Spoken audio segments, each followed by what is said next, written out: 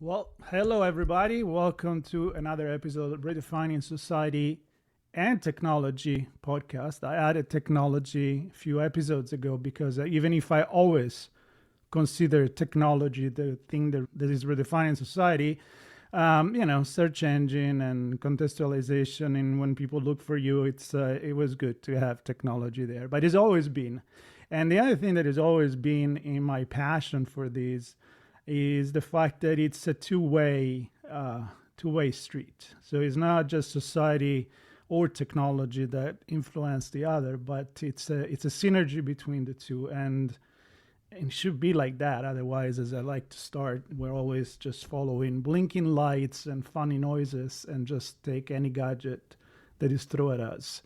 And today we're actually going to talk probably more about what is the gadget that make us human, which is our brain. If it is a gadget, I don't know. We'll see. Probably Jeremy disagree with me on that one. But I am very excited to have this conversation. And the guest is Jeremy Lasman. Welcome to the show. Not too far from where I am, actually. Yeah, it's nice to be here, Marco. See, we're using technology, and we could have met, in about 40 minutes, maybe more with traffic, but, we're not that far. Maybe for the next one. Maybe for the next one. For some reason, I'm actually reconnected with a lot of people down in the South Bay of LA where I used to live, and yeah, I kind of miss it. I miss those walk on the strand and enjoy the sunset, and where I used to kind of recharge my brain. So see, I'm keep going in towards the brain here because I know that's what we're gonna talk about here together with technology. So Jeremy, a little bit about yourself so that you can introduce to the audience, and then we'll just dive in. We got about half an hour. Yeah, so uh, I'm a, I guess I would consider myself a technologist. I used to work for SpaceX um, in the IT and marketing departments there back when it was a startup. I was kind of a lone wolf. And After SpaceX, I went more towards the artistic side. I did a comic book with a group of artists, and then kind of really explored myself, did the self discovery, and really asked myself like really big questions to kind of explore my own passion, and that led me into my soul's work and the company that we have today. And Yeah, I'm kind of just an outside the box thinker, not really conventional. And yeah, it's nice to be here. Well, that's a lot of stuff you throw there. But what was interesting for me is like when you introduce yourself through through the software again, the online uh, matchmaking for guest and host to connect. It was pretty simple. Like I'm interested in what you're talking about. We should have a philosophical conversation, and of course, like you knew me, that would have been enough. Instead of like trying to oversell and being in marketing, you probably know that very well. So I am fascinated by the fact that I don't know really where we're gonna go with this, but technology, society is all about humanity. I talk a lot about cybersecurity as well. That's actually how ITSP magazine was born, and it's all there. It's hybrid reality, I call it, between digital and real world. There's not really a line anymore. It's kind of like a line in the sand that goes away often. How is your feeling towards that? Like you feel technology as a lot of positive things for us? You feel it more like a threat? Are you in the middle? Uh, I err on the positive side. I think a lot of the fear and the threat actually probably stems more from like entertainment and Mm. all the stories that we've seen with technology and the implications. Um, but it was early on that I kind of saw what the narrative was of that fear, and that it puts humanity and technology kind of on separate evolutionary mountains, I would say. Whereas when I look at it, I just see it as one evolutionary mountain, and we're both coming from opposite ends, but approaching the same uh, peak. And that's a more collaborative way of looking at it, and that's the way I see it.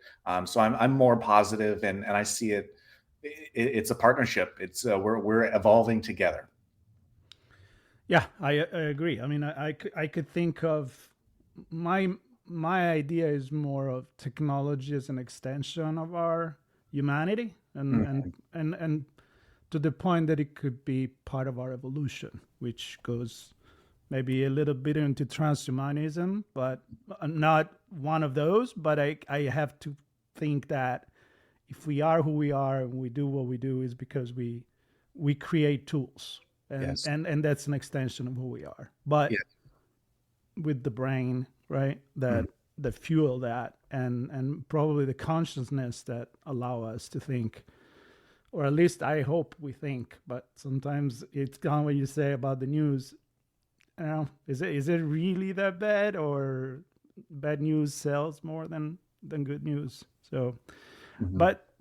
but do you think that um, we could be taking some wrong way, and then we need to make correction as we go? Because I kind of do feel that way.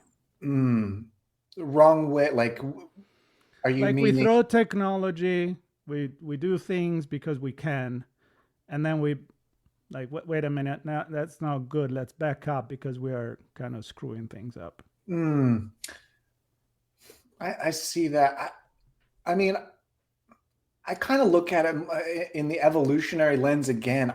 I see it's a learning process. I think Mm. you you look at it more, I don't know, more childlike, and you see that kind of mistakes are needed to grow. So I think if there is a mindfulness there, it is like, yeah, you experiment, you push boundaries, and you see what happens when you go do those experiments, you try those things. And um I think if there's a care and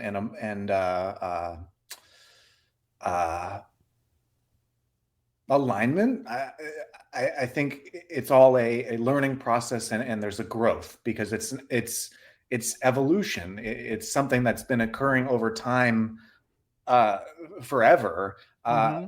but it's just now we're kind of telescoping it. It's happening much faster, so it's going to seem maybe more out of control in that way. But I think we're going to adapt. We're going to learn it, and it's I kind of say, like, we're only evolving as fast as we're ready for, and it's likewise. The technology won't be available to us until we're ready for it, and it's a collaboration that is like very current.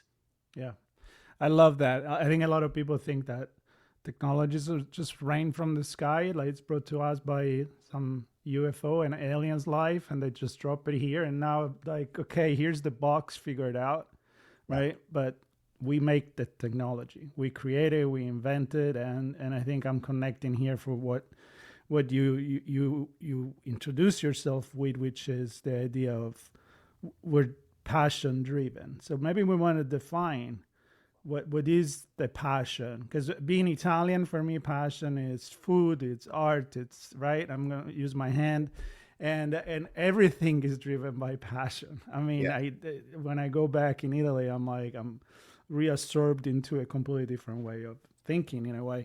But so there is that passion, but there is also the passion that is for making the world a better place, or passion Mhm. for many other things. So how do you define passion to start with? I define passion as the fuel of human energy. It is the inner power that actually drives our emotions. Uh, and it is, I feel, the energy that sets us distinguishes animals and machines for what makes us unique here in existence on the planet. And uh, I kind of want to go to connect a little dot here with what you were Yeah. saying, where you were saying technology is an extension. I kind of take that metaphor a little deeper and a little farther because, as you were saying with the brain, the way I see it is if we see the body as the hardware, uh, including the brain as that hardware, computer hardware, and the mind is the software, then we can really see the organic and the artificial on the same level of emerging from that consciousness. And when we see more energetic the energy we see that the passion being kind of that thing that spans all of it. It's the fuel that runs through the body, mind, and if you go spirit and soul, kind of the higher aspects of ourself, it's the thing that fuels everything together. And that's why passion is more than just an uncontrollable emotion. It is the like our fuel, especially when you, like you said, what turns us on to life, what makes us feel alive, what gives us purpose, and all those really important things. So I agree. I mean, it drives sometimes things that seem crazy and unnecessary, right? It's like when you hear, I love that the talk of Kennedy when he introduced the race to the moon, when he talk about the mountain, like why do you climb Mount Everest, and they Yeah. said because it was there, right? And it's like that's no logic, because it was there. But there is a logic if you think about it as a passion, as an emotion, to say, well, I need to know, I need to discover, and I need to go there. It Yeah. may seems maybe stupid because you risk to lose your life, but that's how you find out what is there. You find out, you discover new continent in the 1300, 1600, and how we again went to the moon, and we try to go to space, and probably reconnected with your experience at SpaceX. Like why do you blow rockets like that? And NASA did the same thing, and because question mark, I guess, for you. I mean, yeah, it's not. I mean, it was when if we're only going logic, it doesn't seem logical, but uh, there is an inherent attraction to the impossible. Mm. Um, I mean, at least I've always had that uh, for as long as I can remember. Um, the awe inspiring kind of, I think, Elon Musk says it sometimes, like the things that, make you really excited to get up in the morning to tackle these next generation uh, visions and aims and goals, uh, because it does fill you with that excitement and the zest for being alive. And I, I guess if I'm trying to like go full circle and go into my emotions, like prior to any self discovery and just like getting out of my own mental prisons and people pleasing tendencies and all these things, like I can remember just that the isolation and that sadness for like not being able to express myself, not knowing why I was here, and the and even being a big picture guy of like the existential dread and negativity of the opposite of like not wanting to be here, but like, you know, why? I didn't know why. So when I wrap it back to that and I see like what these moonshots and things represent, it shakes up that uh monotony or the boredom or that the tension, the friction of the negativity and the fears and the anxieties, and it shakes that up. Maybe Mm. that's the best way of putting it. Yeah, no, it makes sense, and I think it's not easy to adapt ourselves to all these changes. I mean, when you look at history and you see, you could predict maybe in the 1800 what would it be life in 50 years later. There could have been innovation much slower, new form of technology. Now I read a lot of book about futurist and from the singularity is nearer to whatever it is thrown. I also like to read Sagan, which wrote amazing things 20 years ago. But the point is that we don't know what's going to be in 50 years. I mean, I look back 2 years ago, I couldn't even imagine that I would every day use generative AI and ChatGPT, and now here I am, right? Like, so I'm getting here because I'm thinking like it's exciting time to live in this period, but also I feel like it's hard to, you kind of have to readapt every few months to something new, to new careers or new ways to use technology, and it's not easy. So Mm. how does the upgrading this our software, which is the brain and our mind, comes into play from your perspective into this? Oof. Yeah, I mean,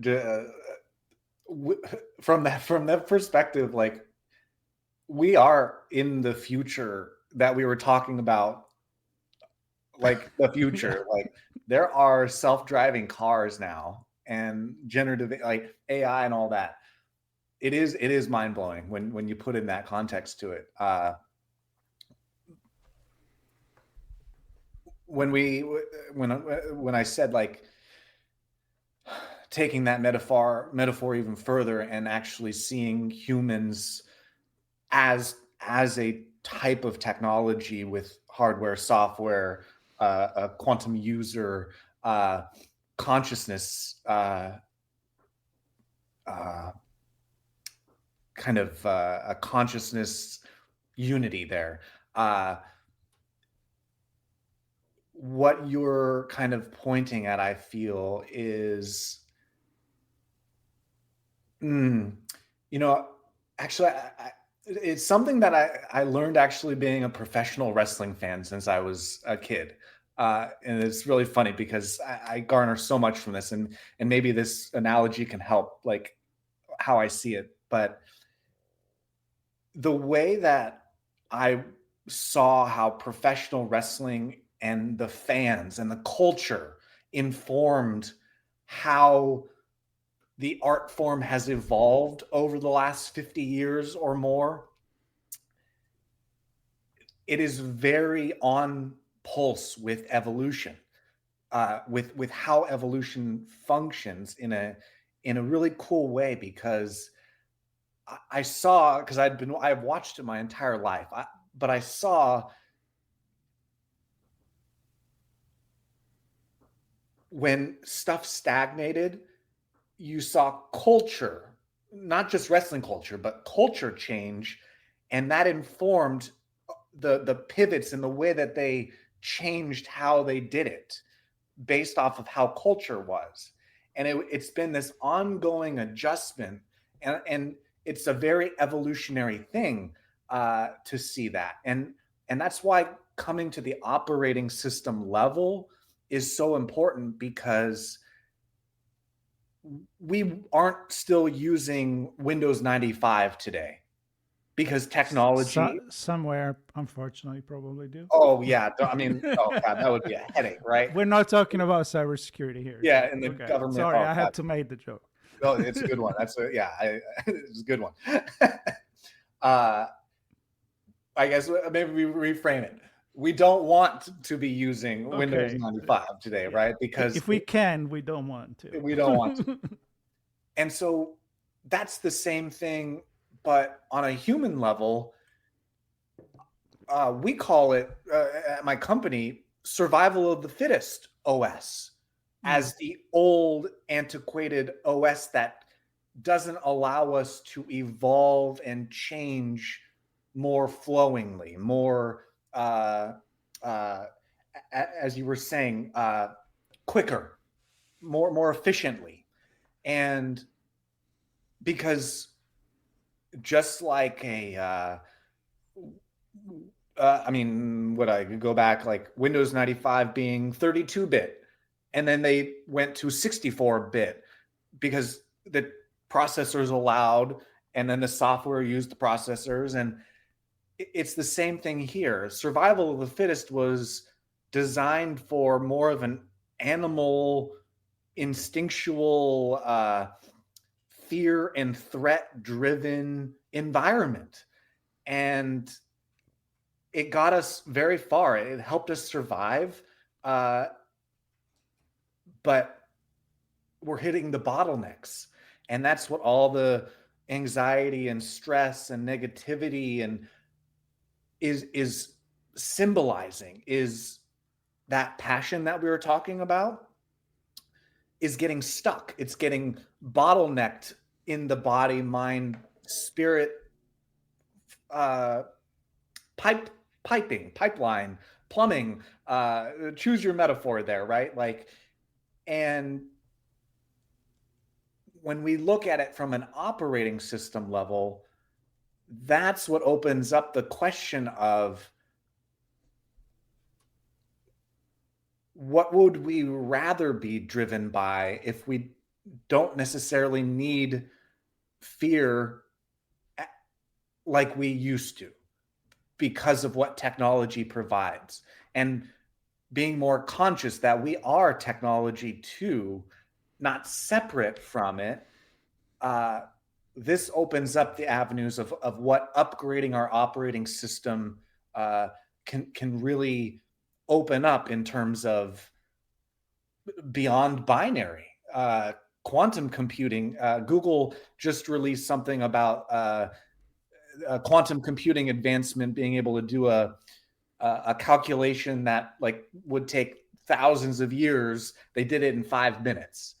And so these type of things are occurring because as a humanity, we're approaching the need to upgrade our own hardware, software, services, apps, from the old binary, ways into more of a quantum computing, faster, more dynamic processing that allows us to uh, flow better, align better with how fast, as you were saying, these changes are occurring so rapidly, and that we don't want to be left behind. Mm. So the way you make me think about this is this. Tell me if I'm wrong. We need to be more of an open source software for our brain, right? Instead of a Windows operating system that it's close to everything else, and we only and the updates it's a much slower process. We need to be kind of more receptive, I guess, and get input from a lot of smart programmers and coders out there, and have kind of like a mental openness and a culture that allows to maybe learn new things, but also being able to judge those new things, not just get it because they push the upgrade, but because I decided that's a good upgrade. Maybe for me, I don't know. I'm just thinking I'm going into culture, right? Like changing the culture in that we live in our society, where We don't look at things in a binary way, black and white, good and bad, left and right, whatever Yeah. it is, but more open to changes. Yeah. But the big question is, and I go back, it's is the culture, because I feel like the educational system and a lot of things in our society, unfortunately, they're still very much closed. It's almost like the education system itself. Oh, It's good to get you to learn how to write and read, but then good mm. luck after that, right? So You want to get me started on my distaste for public education, man? Yeah. If I were to offer, I guess, something to open the mind there, to maybe explode some possibilities, is the public education teaches us to silo subjects in our mind. Uh, yep. but when we take a step back, uh, with what you were kind of leading to, with rather than closed, we're talking more childlike curiosity and Yeah, wonder. why questions, right? Yes, Curiosity. Yeah. yes. Uh, when we take a step back from the mind there of how we were taught, and and see the imagination as technology,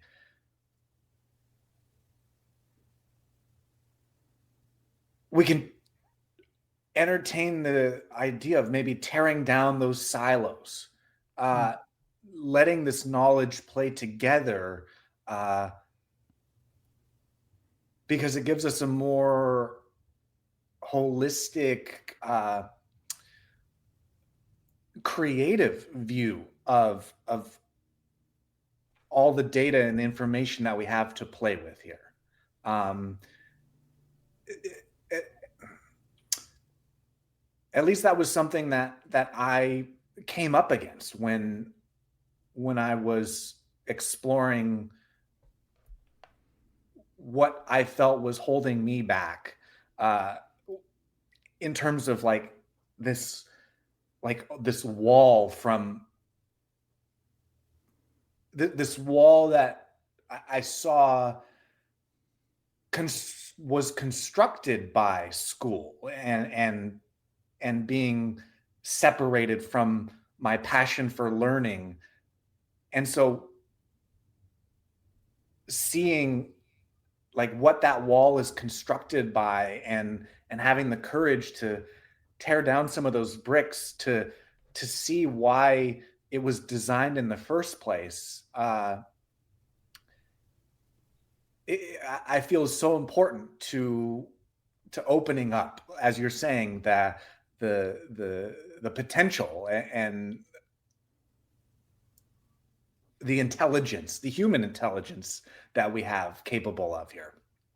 So is your idea, your vision then is that if we let our passion flow more freely and we're less constricted by societal norms and rules and fears of being judged and all these walls and silos that have been put in our head, from the educational system and other system that we have, then we could be more creative, more innovative, and maybe even innovate and create with more purpose, maybe.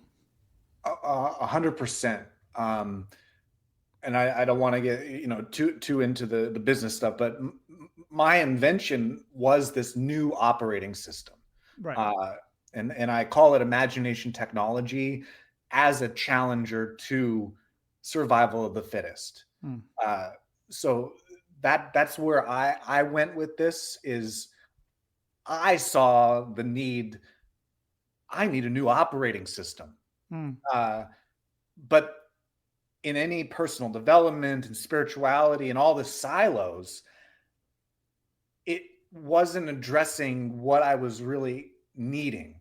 It was, behavioral, psychological, spiritual, philosophical, all great areas of knowledge and wisdom. But for me as an inventor, I saw the need for no survival of the fittest needs a challenger brand. It has the monopoly on the human species, and it's not helping us anymore. It's holding us back.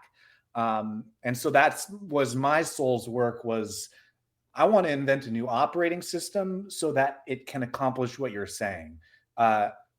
Open source the body, mind, spirit, and get people to the essence, not to become someone that they're not, like trying to stand on old architecture, but to tear down and subtract what no longer serves us, so that we can find our natural state. Okay. And I mean, I know we said we weren't talking about the business, but it's Yeah, also the way that drive your way of thinking, which just intrigues me. Um, so, few hints on how did you do that? I mean, I understand there is that you got to open your mind and be receptive, and but you said it's an invention. Did I hmm capture that? So, hmm so give me like a summary of that. Meaning, how do you do that? Because for me, it would be um, it's a book that tells me how to do thing, or sitting with a psychologist that helped me to Sure. open my mind.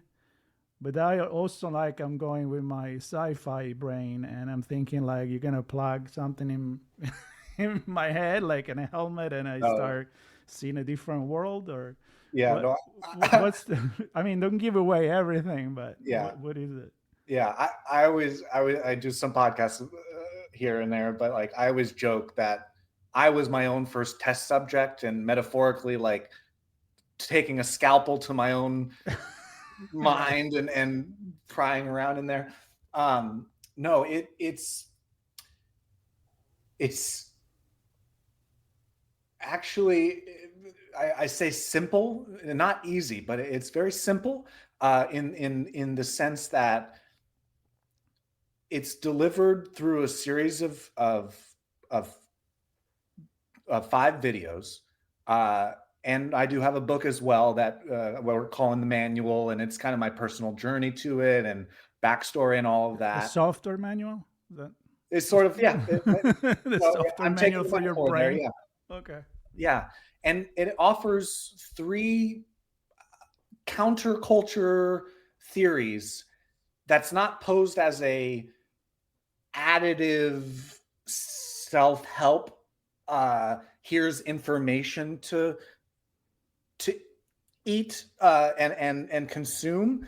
It's more taught from a no, you test it in your own way, because it's all about a counterculture subtraction of things at your own evolution. Uh, so one example, to not give it all away, because it is an experience to experience, Mm-hmm. and to try, but one of the main ones is called the day one theory, and that's kind of just posing the difference between survival of the fittest, which is all about linear time, and a time based dimension of living, uh, very appropriate for how we needed to survive. Uh, but then you have these teachings of timelessness that come from maybe philosophy or spirituality, or this is nothing new. It's just kind of a repackaged way of doing it in a technological way.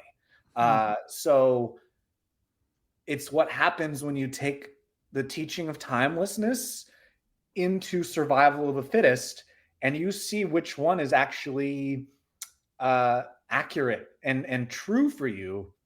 Uh, I mean, I would assume maybe a lot of your listeners are into personal development, and maybe they have heard like that time is an illusion or time isn't real. Like there's some edges there that are explored, but it's really about applying that in a counterculture way to your operating system, Mm.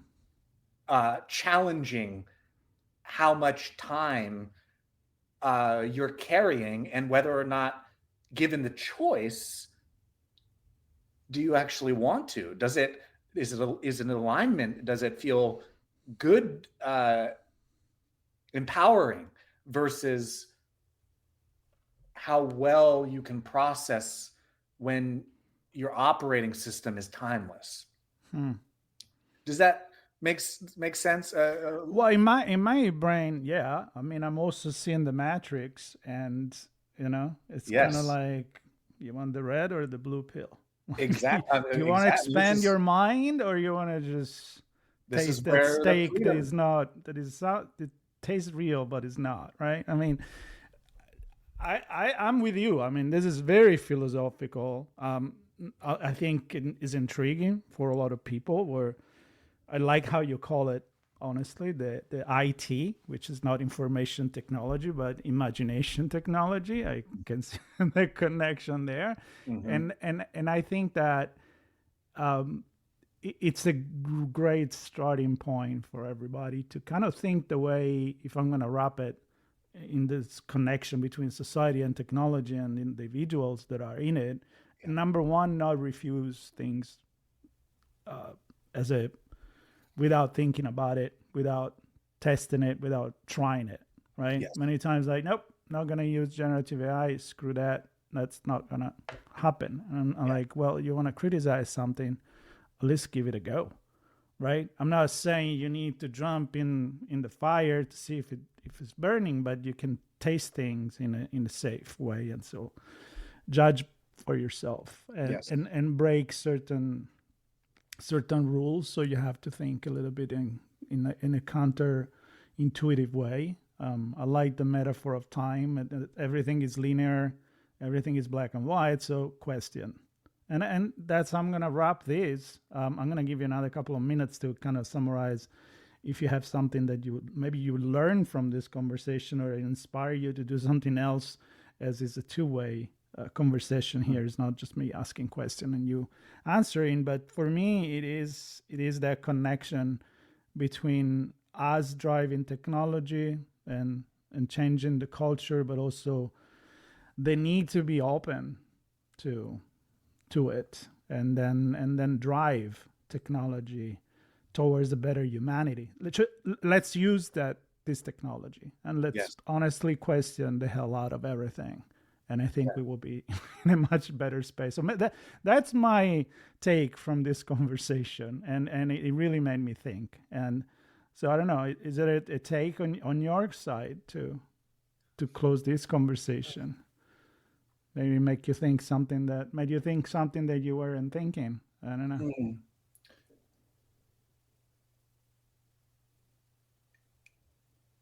Yeah, I think that when I really get down to it, this this idea, like redefining society, and how we are collaborating with technology,